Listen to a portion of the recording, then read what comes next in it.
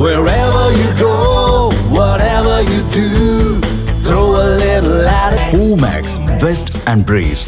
VIT Engineering Entrance Examination 2026. Applications live now. Visit vit.vit.ac.in. Chengalpattu மாவட்டம் செங்குன்றத்தைச் சேர்ந்தவர் கோடீஸ்வரி, வயது 45.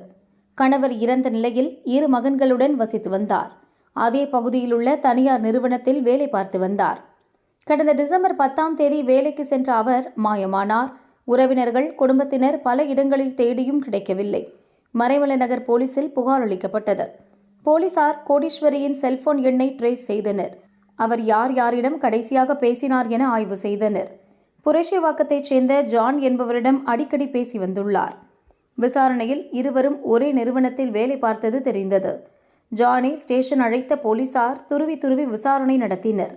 கோடீஸ்வரி பற்றி கேட்டபோது முன்னுக்கு பின் முரணாக உளறியுள்ளார். சந்தேகமடைந்த போலீசார் அவரிடம் மேற்கொண்டு விசாரித்தனர். அப்போது பல திடுக்கிடும் தகவல்கள் வெளியானது. கோடீஸ்வரி கடந்த 1 மாதமாக ஜானிடம் நெருங்கி பழகியுள்ளார். இருவரும் பல இடங்களுக்கு தனிமையில் சென்று உல்லாசமாக இருந்துள்ளனர்.